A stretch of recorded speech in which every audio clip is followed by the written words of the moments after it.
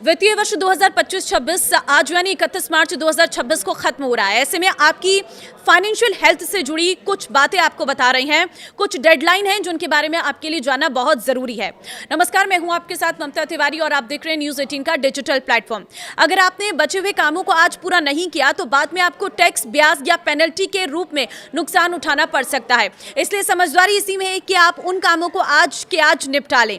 पहली चीज है एडवांस टैक्स का हिसाब करें। अगर आपकी कुल टैक्स देनदारी 10,000 रुपए से ज्यादा बनती है तो आपको साल के दौरान एडवांस टैक्स भरना जरूरी होता है। कई लोग इसे नजरअंदाज कर देते हैं, लेकिन ऐसा करना महंगा पड़ सकता है। अगर आपने समय पर एडवांस टैक्स जमा नहीं किया तो आपको ब्याज देना पड़ सकता है। साथ ही 31 मार्च तक कुल टैक्स का बड़ा हिस्सा जमा न होने पर अतिरिक्त ब्याज भी लग सकता है। इसलिए तुरंत अपना टैक्स कैलकुलेशन करें और जो भी बकाया है उसे जल्द से जल्द जमा कर लें।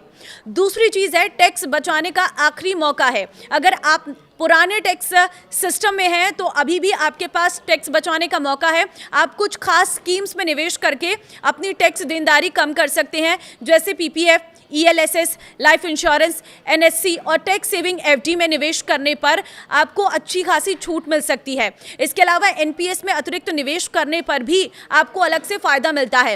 हेल्थ इंश्योरेंस लेने या उसका प्रीमियम भरने पर भी टैक्स में राहत मिलती है। इसलिए बिना देर किए इन विकल्पों का फायदा आप उठा सकते हैं।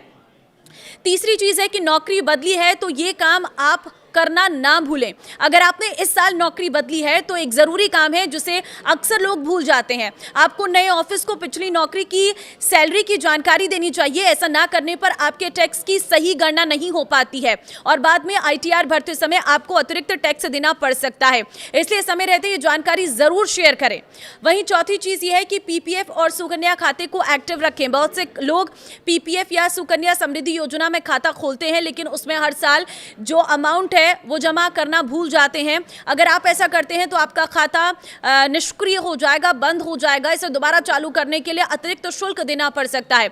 इसलिए याद रखें कि आपको साल खत्म होने से पहले इसमें जो अमाउंट है, जो न्यूनतम राशि है, उसे जरूर जमा कर लेनी है।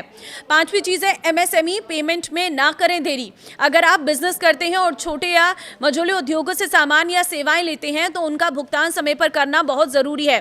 तय समय सीमा के भीतर पेमेंट ना करने पर आपको टैक्स में उस खर्च का फायदा नहीं मिलेगा, जिससे आपकी टैक्स देनदारी बढ़ सकती है। इसलिए अपने सभी बकाया पेमेंट्स का मिलान करें और समय पर इसे क्लियर कर लें। छठी चीज यह है कि कैपिटल गेन और लॉस का रखें ध्यान। आज अपने निवेश का पूरा हिसाब जरूर देखें। आपने शेयर या म्यूचुअल फंड से कितना मुनाफा कमाया या नुकसान उठाया, ये जानना जरूरी है। अगर कहीं नुकसान हुआ है तो उसे मुनाफे के साथ एडजस्ट करके आप टैक्स बचा सकते हैं। इस प्रक्रिया को समझदारी से अपनाने पर आपकी कुल टैक्स देनदारी कम हो सकती है। तो देखिए, ये सब काम आपने 31 मार्च यानी आज कंप्लीट कर लेने हैं, क्योंकि कल से नए फाइनेंशियल ईयर की शुरुआत हो रही है और नए फाइनेंशियल ईयर में आपको कोई दिक्कत ना हो, इसके लिए इन कामों को आज ही निपटा लें।